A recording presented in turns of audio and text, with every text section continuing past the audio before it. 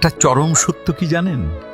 যে আজ মিথ্যা বলে সুখ পাচ্ছে সে কিন্তু একদিন সত্য বলতে গিয়ে কাঁদবে। কারণ মিথ্যা দিয়ে পাওয়া সুখ হচ্ছে ধারের সুখ, যা সুদের সাথে একদিন সব ফেরত দিতে হবে।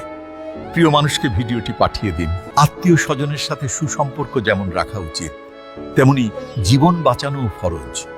যারা জীবনকে বিষাক্ত করে, মানসিক শান্তি নষ্ট করে, প্রতিটা কথায় দংশন ছুড়ে দেয়, তাদের থেকে দূরে থাকাও প্রয়োজন। ভালোবাসা দাও। রক্তের সম্পর্ক মানেই নিরাপদ না, আর দূরের মানুষ মানেই দূরত্ব না। তাই সম্পর্ক রাখো, ভালোবাসা দাও, কিন্তু নিজের শান্তি সুরক্ষাকে কখনো দাম কম দিও না। শেষ পর্যন্ত বাঁচতে হয় তোমাকেই, তাদের সন্তুষ্ট করতে নয়। আল্লাহ বলেছেন, তারা তোমাকে ছেড়ে যায়নি, বরং আমি তাদেরকে তোমার জীবন থেকে সরিয়ে দিয়েছি, কারণ আমি তাদের সেসব কথা শুনতে পেয়েছি যে তুমি শুনতে পাওনি।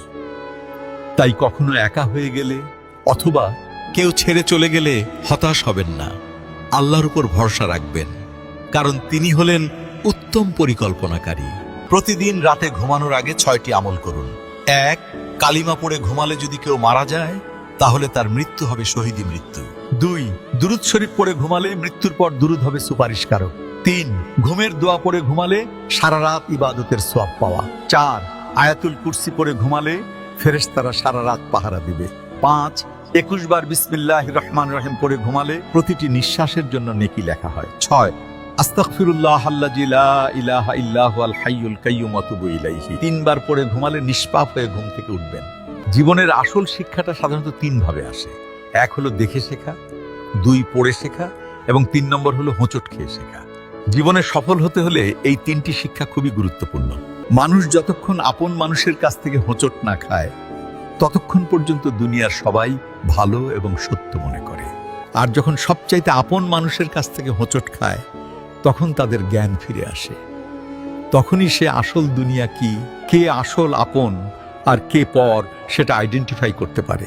পচা মানুষ আর পচা খাবার, এই 2টা জিনিস থেকে সবসময় দূরে থাকবেন। কারণ পচা কখনো একা পচে না। যার সাথে থাকে, যার পাশে বসে, যার সাথে হাঁটে, তাকেও ধীরে ধীরে পচিয়ে ফেলে। পচা খাবার শরীর নষ্ট করে, আর পচা মানুষ চরিত্র, চিন্তা আর জীবন নষ্ট করে। তাই সময় থাকতে নিজেকে সরিয়ে নিন, নিজেকে ধ্বংস করবেন না। ছোটবেলায় শিখেছি সৎ থাকলে সবকিছু ভালো হয়, কিন্তু বড় হয়ে বুঝলাম সৎ মানুষকে সহজেই ব্যবহার করা যায়। কাউকে ক্ষমা করা সত্যিই একটা মহৎ গুণ, তবে একই মানুষকে বারবার ক্ষমা করা বোকামি।